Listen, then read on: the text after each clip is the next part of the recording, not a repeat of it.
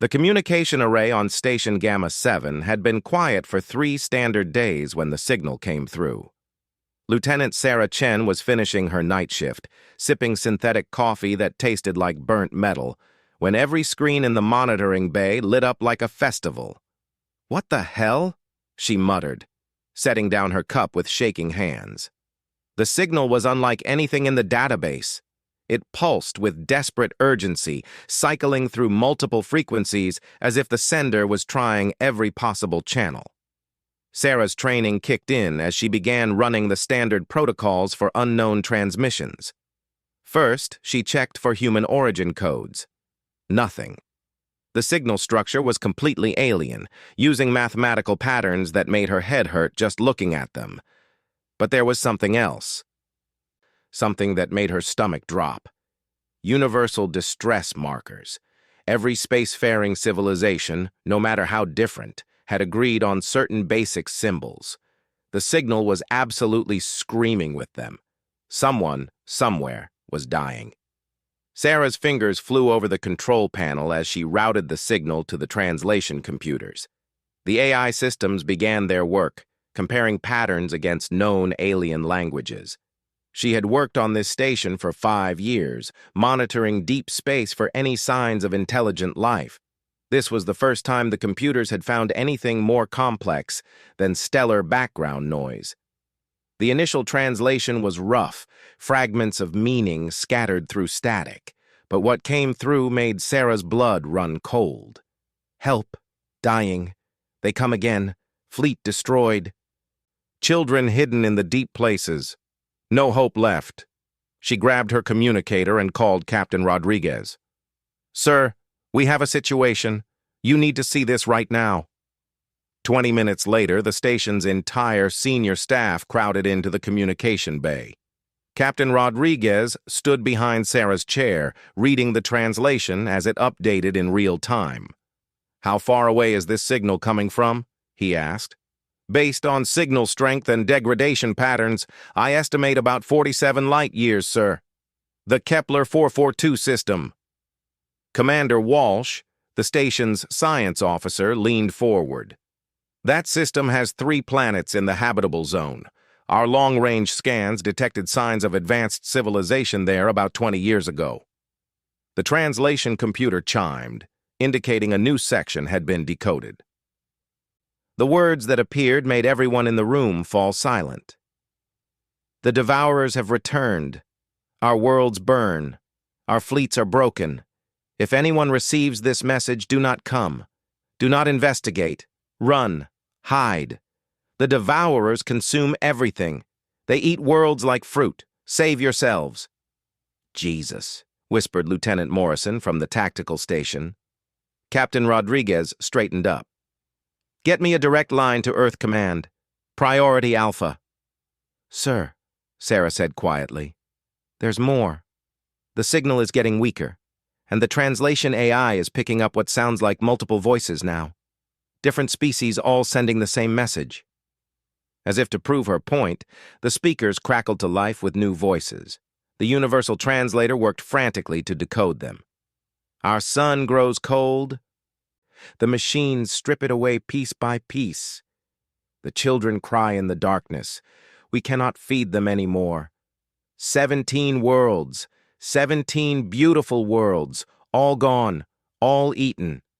The room fell silent, except for the humming of computers and the distant sound of the station's life support systems. Everyone stared at the screens, watching the desperate messages scroll by. "Sir," Morrison said from his station, "I'm detecting something else. The distress signal isn't just broadcasting randomly. It's aimed. Someone pointed it directly at our local galactic region." Captain Rodriguez frowned. "Aimed at us specifically?" "Not specifically, sir, but at this general area of space, like they knew someone might be listening." Commander Walsh pulled up star charts on her screen. "The Kepler 442 system has been quiet for the last 2 decades. Our long-range telescopes haven't detected any unusual activity." "Because whatever's happening there is 47 light-years away," Sarah pointed out. "We're seeing what happened 47 years ago." The implications hit everyone at once. If the signal was 47 years old, then whatever civilization had sent it was either already dead or had been fighting this war for nearly half a century. Captain Rodriguez activated his communicator. Priority Alpha message to Earth Command. Unknown alien distress signal received. Possible extinction event in progress. Request immediate consultation with Colonial Defense Force. The reply came back within an hour. Sarah watched the captain's face grow increasingly grim as he read the encrypted message. "What do they say?" "Sir," she asked, "they're sending a scout ship to investigate. ETA is 4 days." He paused, looking at the scrolling translations. "And they're activating the Deep Space Response Protocol." Morrison whistled low. "They're calling in the Deathworlder fleet?" Sarah had heard stories about the Deathworlder fleet, but she'd always assumed they were exaggerated. According to the stories, humans had been designated as Deathworlders by the few alien species they'd encountered. Earth, with its extreme weather, dangerous wildlife, and violent geological activity, was considered one of the most dangerous planets in the known galaxy.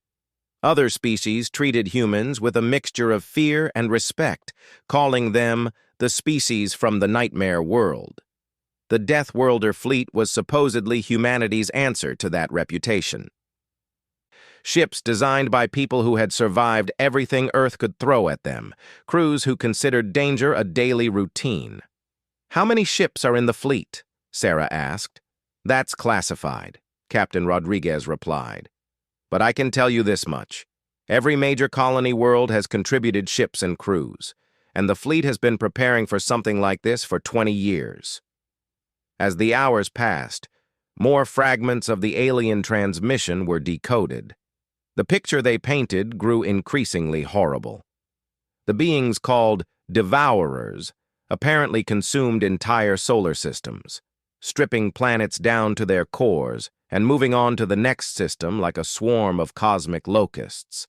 The alien coalition had fought them for decades, but they were losing. World after world fell. Fleet after fleet was destroyed. The transmission spoke of billions of dead, of species driven to extinction, of the slow but inevitable advance of the consuming swarm. "Sir," Sarah said during her next shift, "I've been analyzing the signal patterns. The transmission is definitely weakening. But there's something else. The mathematical structure of their language suggests they're highly advanced. More advanced than us, probably. And they're losing anyway," Captain Rodriguez said grimly. "Yes, sir, which makes me wonder what chance we'd have." The captain was quiet for a long moment, staring at the displays. "Maybe that's not the right question, Lieutenant. Maybe the question is what chance these Devourers have against a species crazy enough to evolve on a death world." 3 days later, the scout ship Hermes arrived at Station Gamma 7. Captain Elena Vasquez met with the station crew to review all the data they'd collected. She was a small woman with sharp eyes and hands that never seemed to stay still. "The signal's almost gone now," Sarah reported. "We lost the last clear transmission 6 hours ago." "Any response to our attempts at communication?" Captain Vasquez asked. "None, ma'am. Either they can't hear us or there's no one left to answer." Captain Vasquez studied the star charts. "The Kepler 442 system is 47 light-years away. Even with our fastest ships, it would take us 38 years to get there using conventional FTL." "Ma'am," Commander Walsh interjected, "I've been running calculations on the pattern of the Devourer advance based on the alien transmissions. If they're still moving at the same rate they were 47 years ago, they would reach the edge of human space in approximately 200 years. 200 years, Captain Vasquez repeated. That's a long time, but not long enough to develop defenses against an enemy that can consume solar systems. She activated her personal communicator. Priority message to Earth Command. Recommend immediate deployment of the Deathworlder fleet to the Kepler 442 system.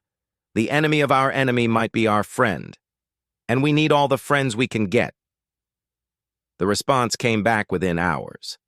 Sarah watched Captain Vasquez read it, then read it again, then look up with an expression that mixed excitement with terror. "What does it say, ma'am?" Sarah asked. "The Deathworlder fleet launched 3 hours ago, all 7 battle groups.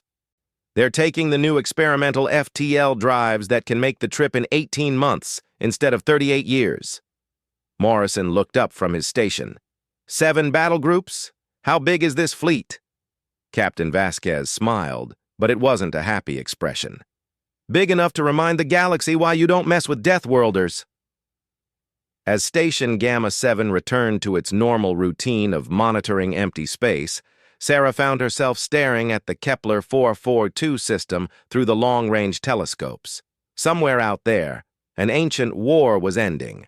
Species were dying, worlds were being consumed, but help was coming. She thought about the stories of early human space exploration, of colonists who had survived on worlds that would kill most other species in hours. She thought about the mining crews who worked in the crushing gravity of high-G worlds, the researchers who studied stellar phenomena from distances that would terrify other races, the traders who navigated asteroid fields for fun. Maybe the aliens who had sent the distress signal were more advanced than humans. Maybe their technology was superior. But they had never lived on a world that was actively trying to kill them every day. They had never evolved alongside creatures that considered humans prey. They had never learned to fight for every breath, every drop of water, every scrap of food. The Devourers were about to learn what happened when you threatened the species from the nightmare world. Sarah smiled as she watched the distant stars, imagining the fleet of human ships racing through the darkness toward an ancient enemy. In 18 months, the galaxy was going to remember why humans were called Deathworlders, and why that was a very, very dangerous thing to forget. Admiral Marcus Kane stood on the bridge of the UES Indomitable, watching the swirling chaos of hyperspace through the reinforced viewing portal. 18 months of travel had brought the Deathworlder fleet to the edge of the Kepler 442 system, and what they found there defied every tactical manual in existence. "Sensor report," Kane ordered, his voice cutting through the bridge chatter. Commander Zhang, the fleet's chief science officer, looked up from her displays with an expression of disbelief. "Sir, I'm reading massive energy signatures throughout the system. The third planet, it's gone." "Gone?" "Not destroyed, sir. Consumed. The planet's mass has been reduced by approximately 60%. Something has been systematically stripping away its surface layers." Kane moved to the central tactical display, where a 3-dimensional representation of the Kepler 442 system slowly rotated. Where the third planet should have been, there was only a partially consumed core surrounded by a cloud of metallic debris and strange geometric structures. "What are those structures?" "Unknown, sir. They appear to be some kind of harvesting platforms. Each one is roughly the size of Manhattan." Captain Sarah Reyes, commander of the fleet's reconnaissance wing, stepped forward. "Sir, we're detecting life signs on the remaining fragments of the second planet. The readings are consistent with the species that sent the distress signal." Kane studied the tactical display. The second planet was in the process of being consumed, just like the third, but the process was only about 30% complete. Massive mining operations were visible on the surface, surrounded by energy shields and defensive installations. "How many survivors?" "Difficult to estimate, sir. The energy interference from the harvesting operations is blocking our detailed scans. But we're reading at least several million life signs scattered across the remaining surface." "And the Devourers?" Commander Zhang highlighted new contacts on the display. "Approximately 300 vessels of unknown configuration. They're unlike anything in our databases, sir." The ships that appeared on screen made several bridge officers step back in instinctive revulsion. They weren't built so much as grown, with organic curves and surfaces that pulsed with dark energy. Each vessel was enormous, some stretching over 50 kilometers in length. "They look like they're alive, whispered Lieutenant Park from the communication station. According to our sensors, they are, Zhang confirmed. Biological components integrated with advanced technology. The ships appear to be consuming raw materials from the planets and growing larger. Kane had commanded fleets for 20 years, but he had never seen anything like this. The Devourer ships moved with a fluid grace that no mechanical vessel could match, flowing around the dying planets like schools of metallic fish. "Sir," Captain Reyes said, "we're receiving a transmission. It's coming from the surface of the second planet." "Put it through." The voice that emerged from the speakers was clearly alien, but the universal translator handled it smoothly. The tone was weak, desperate, but also filled with sudden hope. "Unknown vessels, this is Counselor Vector of the Kethmoran Coalition. We detected your arrival on our sensors. Please identify yourselves. Are you here to help, or should we prepare for another enemy?" Kane activated his communicator. "Counselor Vector, this is Admiral Marcus Kane of the United Earth Systems Deathworlder Fleet. We received your distress signal 47 years ago. We're here to help." There was a long pause before the alien voice returned, now tinged with confusion. "Deathworlder Fleet? We are not familiar with this designation. What species are you?" "We're human. From the Sol system." Another pause. Longer this time. When Vector spoke again, his voice carried a note of awe. "Humans. The species from the nightmare world? The stories say your planet tries to kill you every day." Kane almost smiled. "The stories aren't wrong. What's the current situation?" "The Devourers arrived in our system 47 of your years ago. They have consumed 4 planets completely and are finishing the remaining 2. Our population has been reduced from 40 billion to less than 10 million. We have perhaps days left before the harvesting platforms reach our final settlements." "Understood. We're moving to assist. Can you tell us anything about Devourer capabilities?" "Their ships are biological constructs, grown rather than built. They can repair damage by consuming raw materials from planets or destroyed vessels. Their weapons are energy-based, but they prefer to board and consume enemy crews. They feed on us, Admiral. Not just our bodies, but our knowledge, our memories. Every person they consume makes them stronger." The bridge fell silent.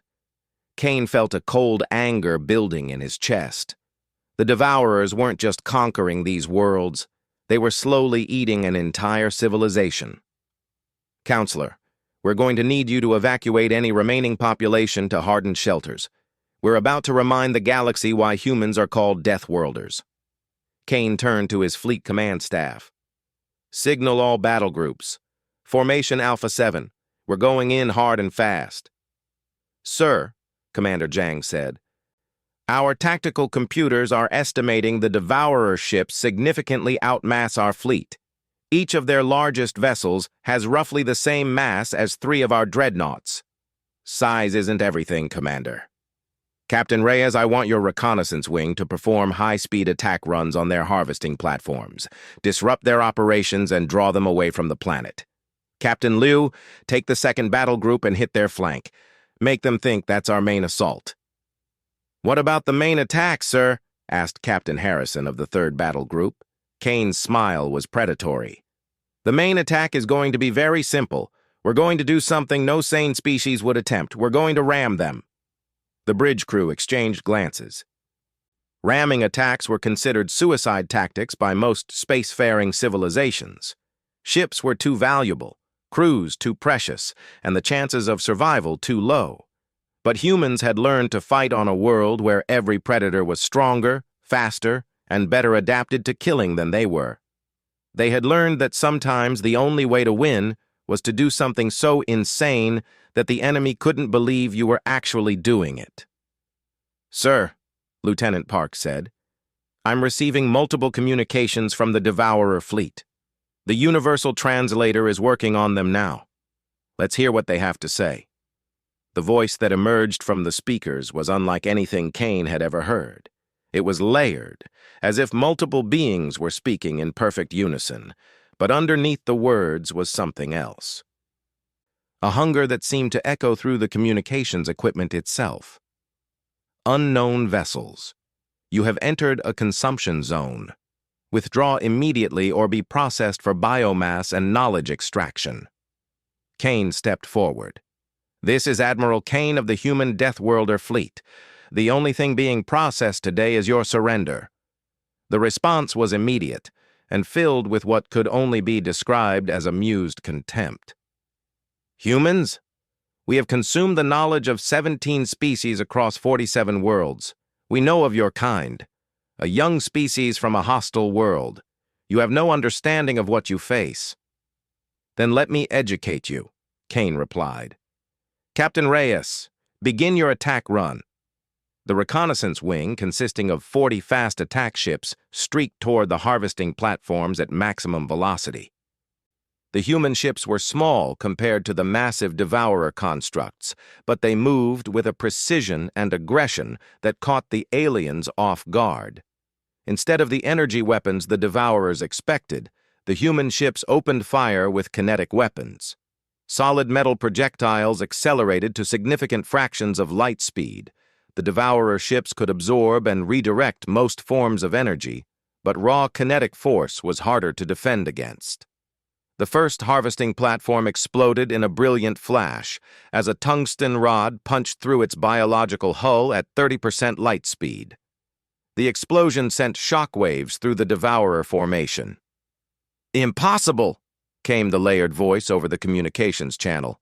"No species uses such primitive weapons in space combat." "We're not most species," Kane replied. "Captain Liu, begin flanking attack." The second battle group swept in from the side, their ships moving in formations that seemed almost random to outside observers. But Kane had trained his crews on the tactics of Earth's most successful predators. They moved like wolf packs, like schools of sharks, like swarms of army ants. The Devourers responded with their own attack, sending 50 of their bioships toward the human formations. The alien vessels moved with fluid grace, but there was something in their attack pattern that struck Kane as familiar. "Commander Zhang, are you seeing this?" "Yes, sir. Their attack formation resembles a feeding pattern. They're trying to engulf our ships and consume them." "Then let's give them something to choke on. All ships, prepare for ramming speed." What happened next was something the Devourers had never encountered in 47 years of consuming civilizations. Instead of trying to evade the bioships, the human vessels accelerated directly toward them. The lead human ship, a heavy cruiser called the Defiant, struck a Devourer bioship head-on at nearly maximum velocity. Both ships vanished in a brilliant explosion, but the shock wave damaged 3 other Devourer vessels and sent them spinning out of formation. "Madness!" came the alien voice, now tinged with something that might have been concern. "Your species commits suicide rather than face consumption." "We don't commit suicide," Kane corrected. "We just don't let fear make our decisions for us. All ships, continue attack." The battle that followed was unlike anything in recorded galactic history. Human ships, outgunned and outmassed, threw themselves against the Devourer fleet with a ferocity that bordered on the insane. They used every dirty trick that evolution on Earth had taught them. Captain Reyes led her reconnaissance ships in hit-and-run attacks that mimicked the hunting patterns of velociraptor packs. They struck at weak points, retreated when overwhelmed, and struck again from unexpected angles. The heavy battle groups fought like cornered bears, concentrating their firepower on single targets and tearing them apart before moving to the next threat. And throughout it all, human ships continued to ram Devourer vessels when they had no other option, trading their lives for tactical advantage. "Counselor Vectar," Kane called down to the planet's surface, "how are your people holding up?" "Admiral, we cannot believe what we are seeing. You are fighting the Devourers as equals. In 47 years, no coalition fleet has lasted more than hours against them. You have been fighting for 6 hours and are still advancing." Kane looked at the tactical display.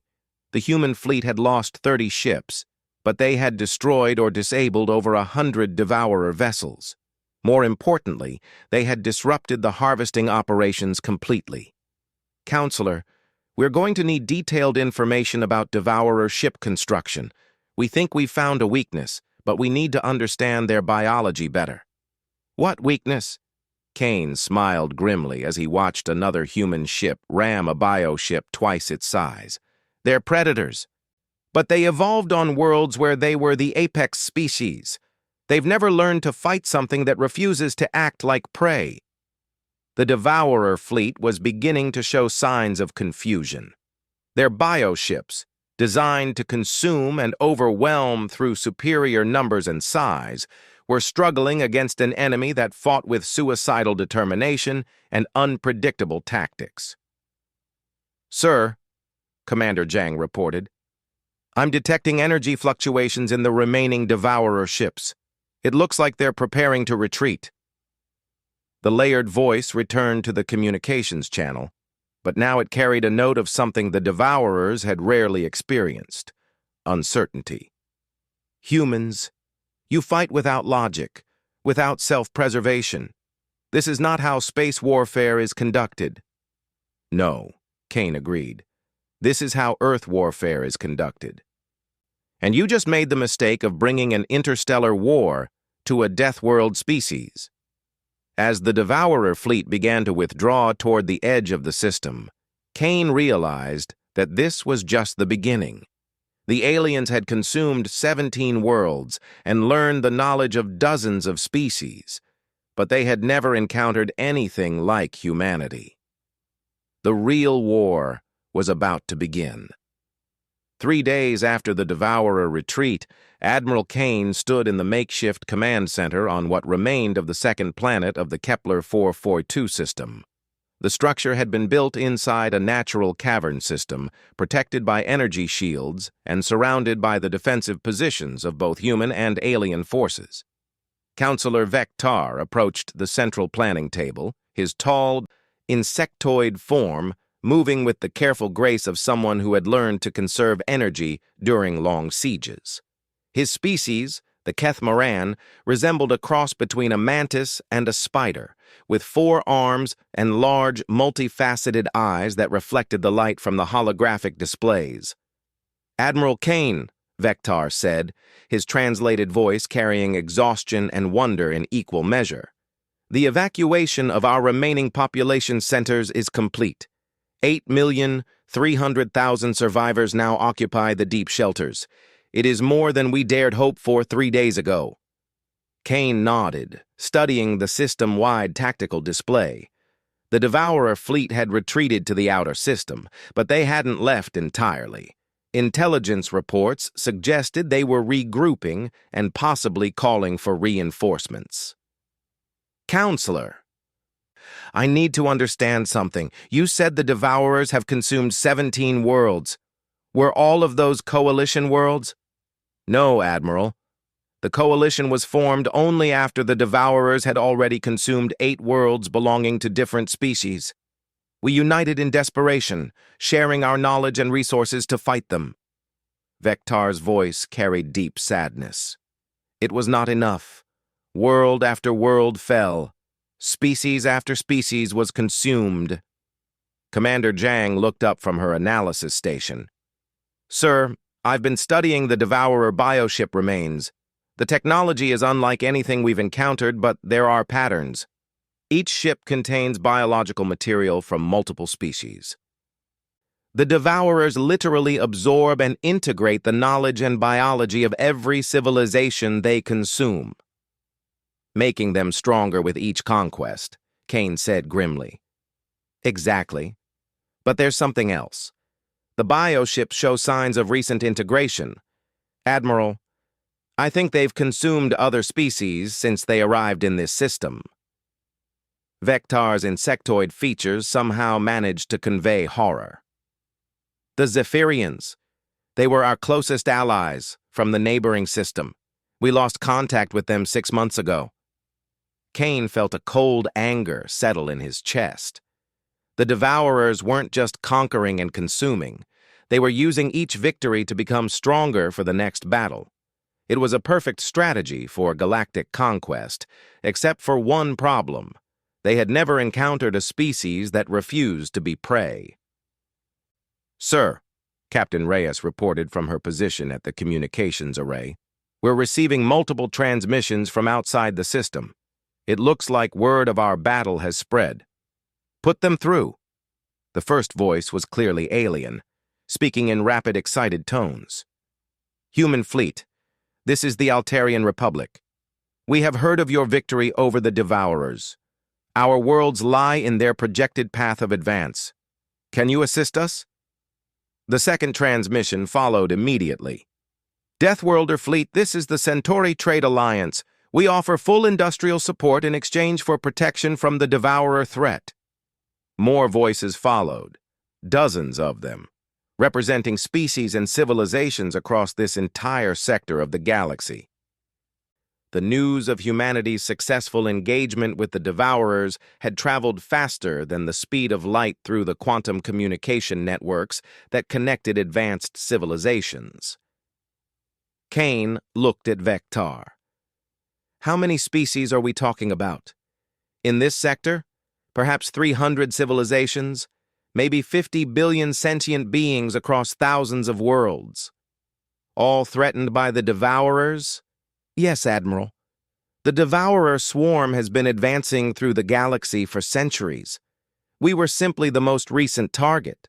If they succeed here, they will continue to the next system and the next until they have consumed everything." Kane turned to his command staff. "Get me a secure channel to Earth Command. They need to know what we're dealing with." The communication took several minutes to establish, routed through quantum entanglement relays across the galaxy. When Admiral Harrison's face appeared on the screen, Kane could see the tension in his old friend's expression. "Marcus, what's your status?"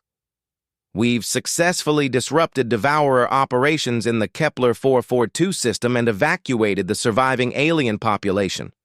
But Jim, this is bigger than we thought. The Devourers aren't just raiders or conquerors. They're a galactic-scale extinction event." Kane quickly briefed Admiral Harrison on everything they had learned about the Devourers, the Coalition, and the broader threat to galactic civilization. "How many ships do you have left?" Harrison asked. "About 230 combat-effective vessels. We've lost 70 ships. But we've disabled or destroyed nearly 300 Devourer bioships." Harrison's eyebrows shot up. "That's a better than 4-to-1 kill ratio against a superior force. How?" Kane smiled grimly. "Turns out growing up on a death world gives you certain tactical advantages. The Devourers are used to prey species that try to run or hide. They don't know how to handle predators that fight back. What do you need, Marcus?" "Reinforcements, supplies, and time to train our new allies. The Devourers have withdrawn to regroup, but they'll be back with more ships. And we've got potentially 50 billion civilians depending on us to stop a threat that's been consuming the galaxy for centuries." Admiral Harrison was quiet for a long moment. "Marcus, the Colonial Council has been monitoring your situation. As of 6 hours ago, they authorized full mobilization of the human defense fleet. Every ship, every crew, every resource we have." Kane felt a surge of hope. "How long until they arrive?" "The first wave should reach you in 8 months. Full deployment will take 18 months. But Marcus..." Harrison's expression grew serious. "The Colonial Council has also made another decision. They're offering full membership in the Human Federation to any species willing to fight alongside us against the Devourers." The implications hit Kane immediately. Humanity had been a single-species civilization for its entire history. They had made contact with other species, traded with them, even formed limited alliances. But they had never offered full integration into human society. "Jim, are you saying we're looking at the formation of a multi-species human empire?" "Not an empire, Marcus. A confederation. The human-led Galactic Defense Alliance. Species that join get full protection and access to human military technology. In exchange, they contribute ships, crews, and resources to the fight against the Devourers. Vectar, who had been listening to the conversation, stepped forward. Admiral Harrison, I speak for the survivors of the Coalition worlds. We accept your offer immediately. Our knowledge, our technology, our lives are yours if you will help us stop the Devourers. Over the next few hours, similar pledges came in from dozens of other species. The quantum communication networks buzzed with activity as civilizations across the sector declared their intention to join the human-led alliance. But Kane knew the real test would come when the Devourers returned. 2 weeks later, his question was answered. Admiral, Captain Reyes called from the sensor station. Massive energy signatures on the edge of the system. The Devourers are back. Kane moved to the tactical display, where new contacts were appearing by the dozen. The Devourer fleet that emerged from hyperspace was 3 times larger than the one that had retreated. They've been busy, Commander Zhang observed. I count over 900 bioships. And they've adapted, Vectar added, studying the formation patterns. Look at their approach. They're not using the same consumption tactics they used before. Kane studied the enemy formation.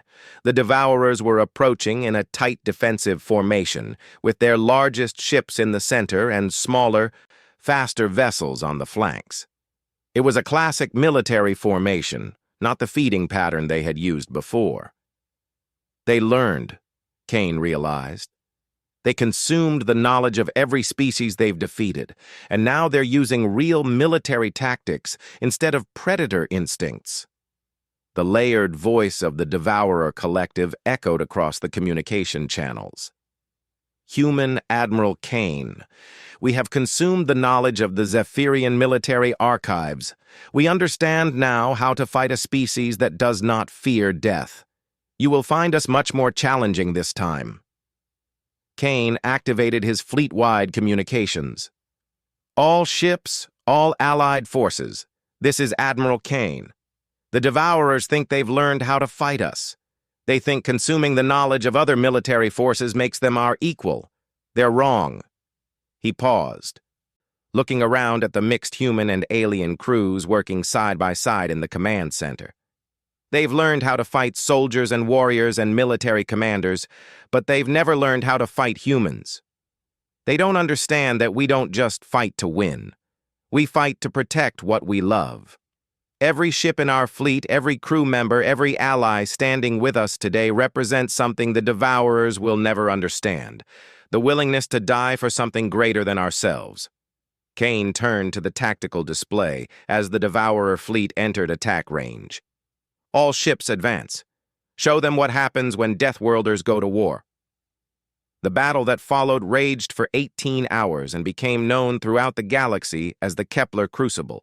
Human ships, supported by their alien allies, fought with a coordination and ferocity that turned military science on its head. They used tactics that no military academy had ever taught, strategies that no computer had ever calculated. When human ships were disabled, alien crews evacuated them and continued fighting from commandeered Devourer bioships. When alien vessels were damaged, human engineers performed impossible repairs under fire. The line between human and alien forces blurred until there was only one force, the Galactic Defense Alliance. By the time the Devourer fleet finally retreated, they had lost over 600 ships. The Alliance had lost 140 vessels, but they had saved 8 million civilians and proven that the Devourer advance could be stopped. In the weeks that followed, as reinforcements arrived from Earth and new species joined the Alliance daily, Kane received reports of Devourer retreats across multiple systems. For the first time in centuries, the galactic predators had encountered something that fought back effectively. Admiral, Vectar said during one of their daily briefings, there is something my people need to tell you. We have been monitoring long-range communications from other sectors.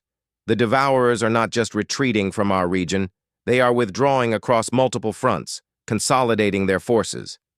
Kane frowned. That sounds like they're preparing for a major offensive. Yes, But Admiral, they are also broadcasting something on their internal communication networks. My translation specialists have been working on it for days. What are they saying? Vectar's multifaceted eyes reflected the light from the tactical displays. They are calling for reinforcements from the Devourer home clusters, and they are specifically requesting guidance on how to fight the nightmare species from the dead world. Kane smiled grimly. Word was spreading through the galaxy. The species that had evolved on one of the most dangerous worlds in known space had entered galactic politics, and they had brought all the survival instincts, tactical innovation, and sheer bloody-minded stubbornness that came with being apex predators on a death world. The Devourers had made a critical error. They had assumed that consuming knowledge was the same as understanding an enemy. But knowledge was just information. Understanding required something deeper, the ability to think like your opponent. And no amount of consumed knowledge could teach a species that had never known fear what it meant to be human. The real war for galactic civilization was just beginning. But for the first time in centuries, the prey had become the predators, and the galaxy would never be the same.